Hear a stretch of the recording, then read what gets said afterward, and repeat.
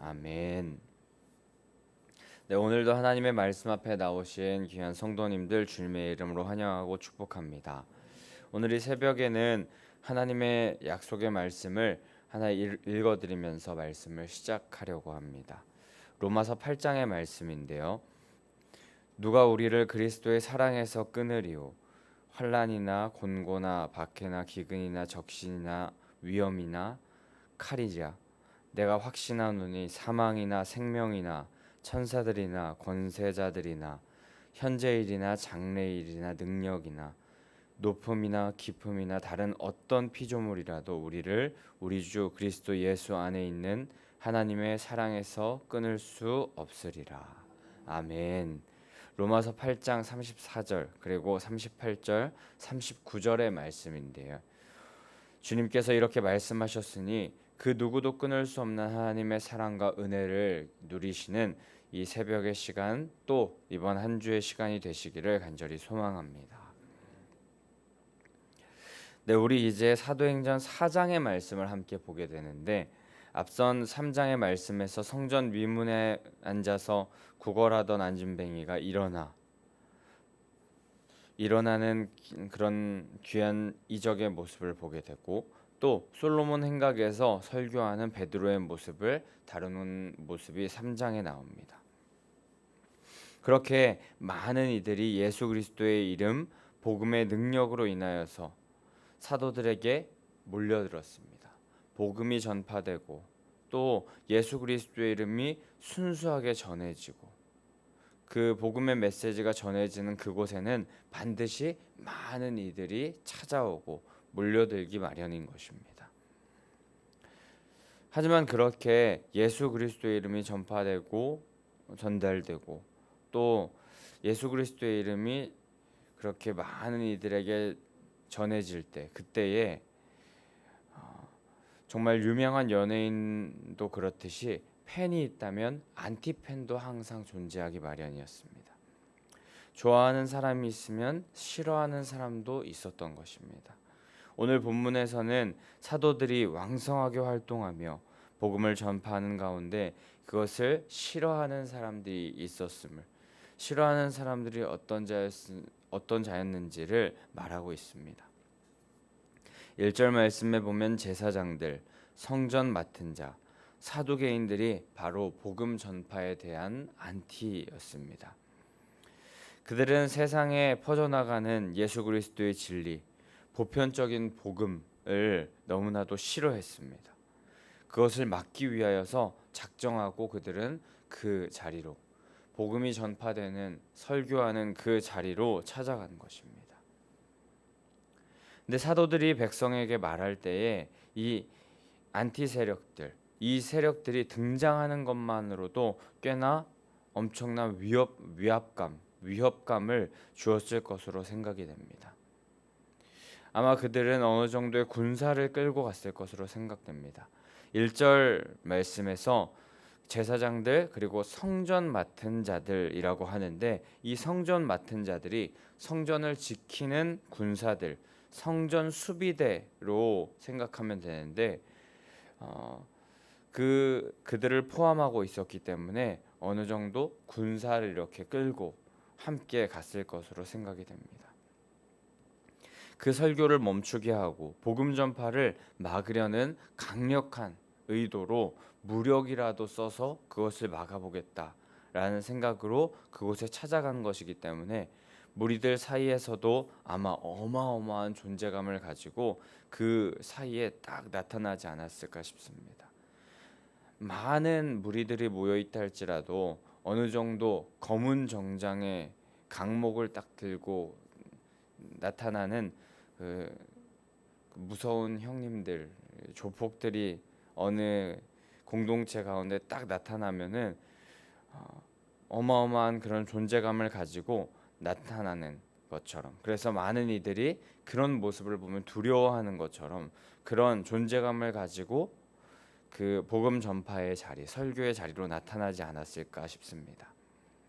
그런데 1절 말씀에 보면은 사도들이 백성에게 말할 때에라는 이 말할 때라는 말을 원어적 의미로 살펴보면은 이 상황 가운데서도 사도들이 어떤 모습으로 복음을 전했는지를 우리가 알게 되는데, 이 모습을 보면서 굉장히 놀라운 그런 모습임을 저는 설교를 준비하면서 깨닫게 되었습니다. 이 말할 때에라는 말은 원어로 랄룰톤이라는 말을 하는데, 이 표현은 진행형이라고 합니다. 진행형. 과거나 또 과거 완료형이 아니라고 합니다.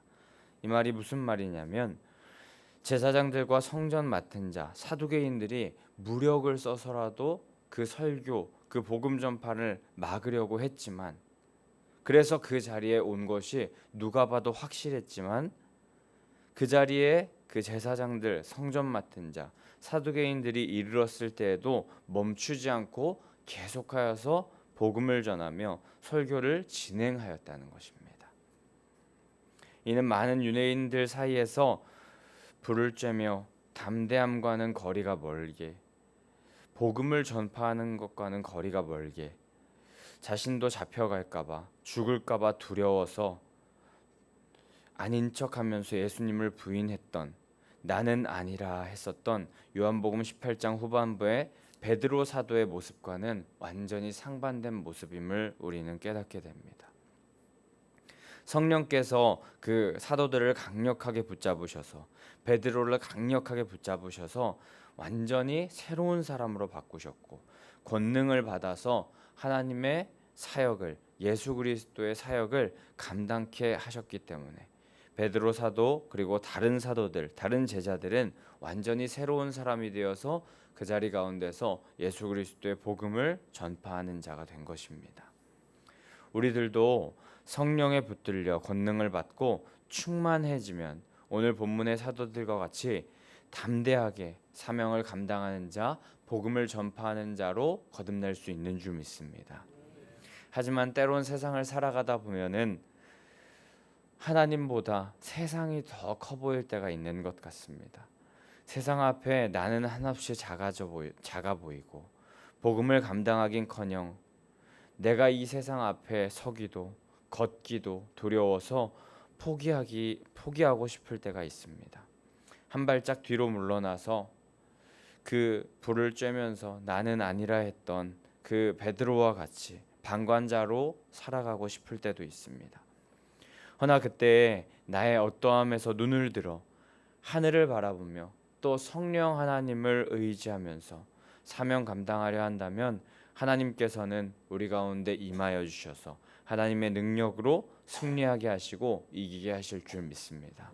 성령의 능력으로 나아가려고 할 때, 성령의 능력을 받아 나아가려고 할 때 복음 전도자로서의 사명을 잘 감당하게 하여 주실 줄 믿습니다. 그 능력 받아 끝까지 복음 전도자의 사명을 감당하는 성도님들 되시기를 축복합니다. 네, 그렇게 사도들이 설교를 하고 또 복음 전파를 하고 있을 때 그 일을 제사장, 또 성전 맡은 자, 또 사두개인들이 방해하려고 하였었는데, 사실 어떻게 보면 이 제사장들, 성전 맡은 자, 사두개인들은 그들의 마음 가운데는 이런 생각이 있었을 것 같습니다.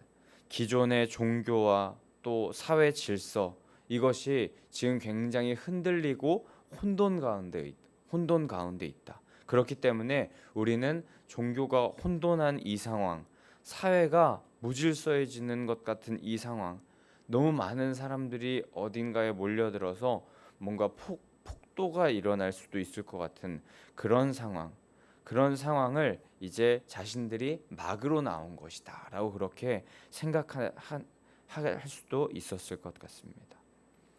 현재 이스라엘 사회에 예수라는 존재, 복음으로 인하여서 사회 질서, 기존의 역사, 문화 체계가 뒤흔들리고 있기 때문에 안정되었던 체계가 완전히 지금 흔들리고 있는 이 상황을 자신들이 안정시키러 왔다라고 그렇게 생각할 수도 있을 것 같습니다. 하지만 우리는 이 상황 가운데서 생각해 볼 것이 있습니다. 무엇이 정의인가 하는 것입니다. 제사장들과 성전 맡은 자, 사두개인들이 지키려 하는 것, 그것이 정의인지, 아니면 제자들이 복음을 전하고 또 예수 그리스도의 이름을 전파하며 설교하는 것, 그것이 정의인지에 대해서 생각해 볼 필요가 있습니다. 어떤 것이 진짜 정의이고 진짜 질서이며 진짜 평화를 전하는 것이고 진짜 윤리적이며 진짜 진리를 전하는 것입니까? 제사장들과 성전 맡은 자, 사두개인들이 행하려는 것은 정의도 아니고 질서도 아니고 평화도 아니고 윤리도 아니고 진리도 아닙니다.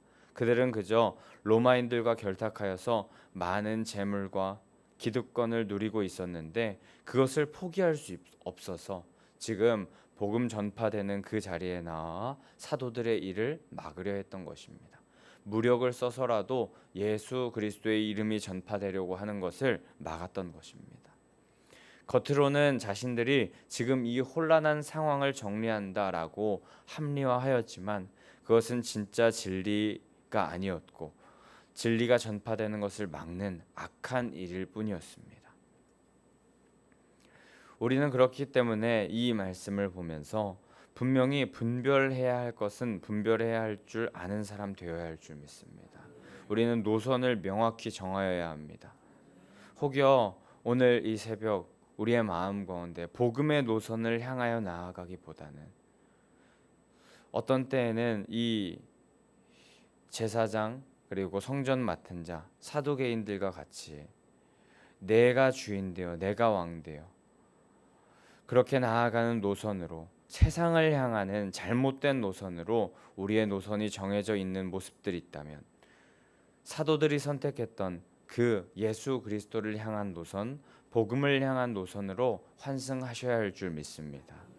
내가 왕되어 살아가는 노선, 내 이익 그리고 내 탐욕, 죄악으로 향하는 노선은 겉으로 보기에는 대단한 정의를 외치는 것 같고 대단히 잘된 길로 나아가는 것 같지만 결국 욕심과 탐욕, 죄악으로 가득하여서 결국 죽음을 향하게 만드는 길일 뿐일 것입니다.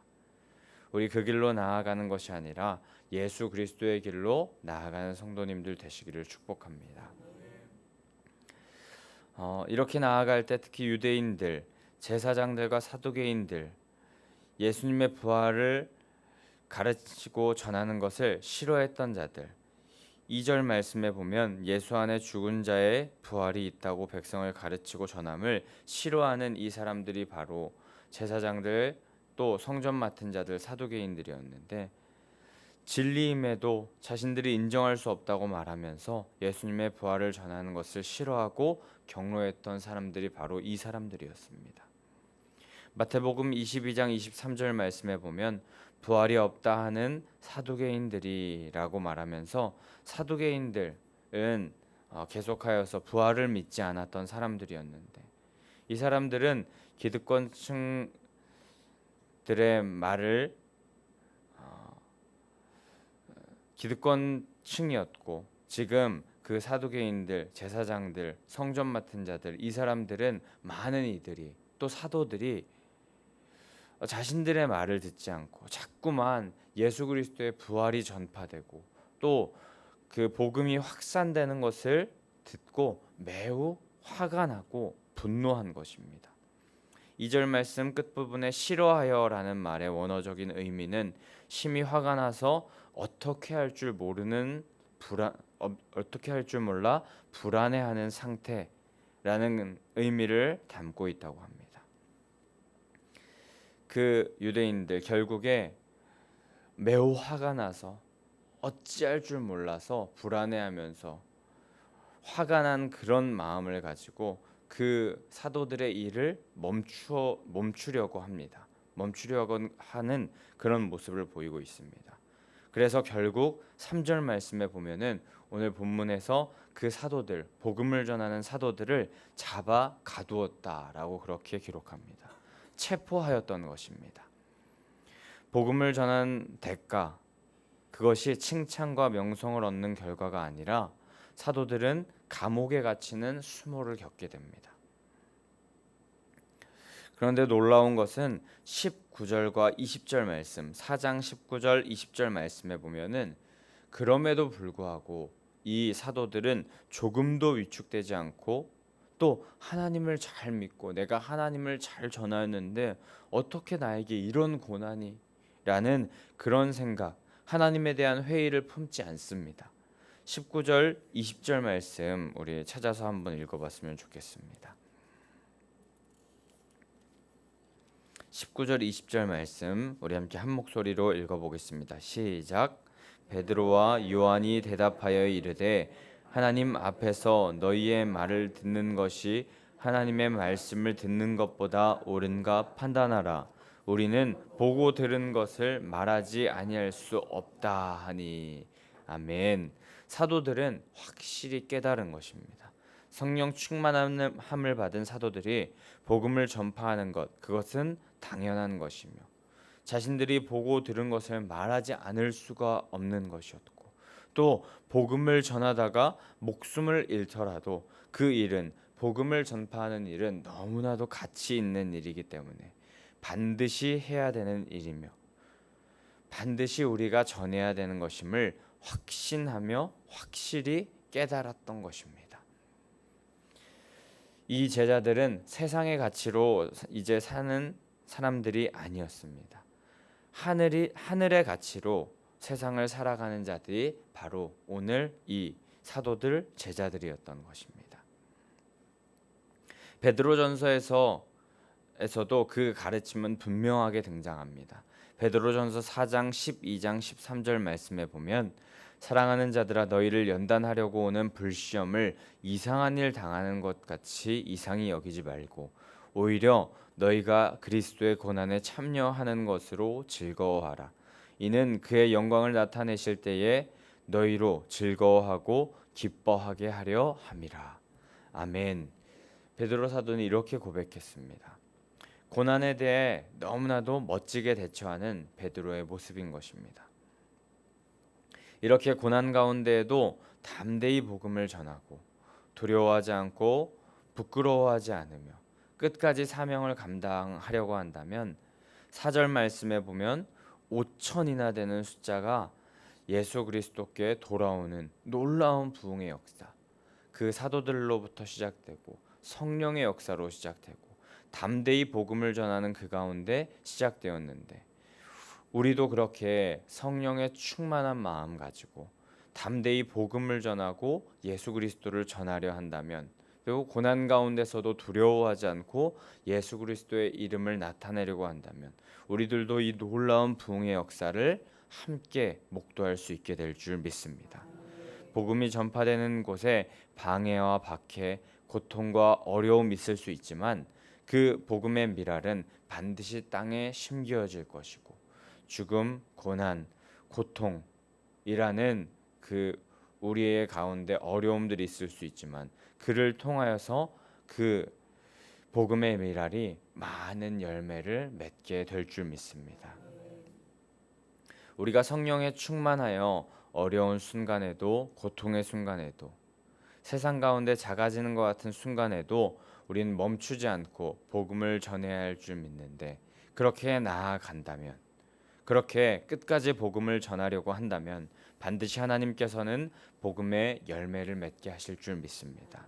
복음의 물결은 바다의 파도처럼 아무리 사람이 높은 벽을 쌓는다 하더라도 성난 파도가 그 벽을 모두 넘듯이 그 파도가 들이치면은 막을 수 없듯이 복음의 물결은 예수 그리스도께서 어디든 그 복음의 물결, 복음의 파도를 치게 하신다면 어떤 것도 막을 수 없이 그 복음의 파도가 어디든지 들이칠 줄 믿습니다. 외적으로 혹은 내적으로 다가오는 두려움이 있을 수 있는데 그 두려움에 굴하지 마시고 성령의 충만한 성도님들 되셔서 끝까지 복음 전하시는 성도님들 되시기를 축복합니다. 지혜로운 방법으로 복음을 전해야 할 것이고 혹은 때로 미련해 보이는 방법이라 할지라도 그 방법을 가지고 성령의 인도에 따라 복음을 전하신다면 반드시 하나님께서 우리 성도님들을 통하여서 복음의 열매를 맺게 하실 것입니다. 그 과정 중에 절대 하나님을 원망하지도 마시고 하늘의 가치를 발견한 자로서 담대히 복음을 전하는 자 되셔야 할 줄 믿습니다. 가족에게 또 친구에게 주변 사람들에게 복음을 담대히 전하십시오. 그럼 그 복음의 말씀을 듣고 믿는 자가 하나님께 돌아오게 될 것입니다. 그 귀한 성령의 사역, 복음 전파 사역에 쓰임 받는 모든 성도님들 되시기를 소망합니다. 특별한 사람만 복음을 전하는 것이 절대 아닌 줄 믿습니다. 예수 그리스도, 예수님의 이 제자들, 사도들도 대부분 교육도 제대로 받지 못한 사람들이었지만 성령에 충만하여졌을 때 부활의 능력에 힘입어서 예수님께서 다 이루어 놓으신 놀라운 일들 순종하며 나아가서 결국에 놀라운 이 복음 전파의 사역 3,000명, 5,000명이나 되는 사람들 앞에서 설교하고 또 예수 그리스도께 돌아오게 하는 그 사역을 감당했습니다. 바로 믿음으로 순종했을 때 말입니다. 믿음으로 순종하는 것에 능력이 있는 줄 믿습니다. 간절히 바라기는 우리 성도님들 모두 믿음의 승리자, 순종의 승리자, 복음 전도의 승리자 다 되시기를 축복합니다.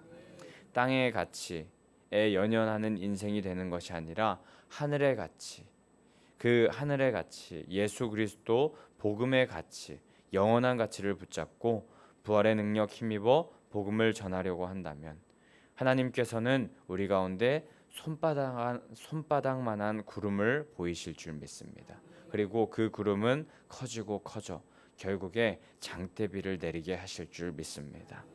믿음으로 인내하며 포기하지 마시고 끝까지 그 때를 준비하시는 성도님들 되시기를 간절히 소망하고 축복합니다.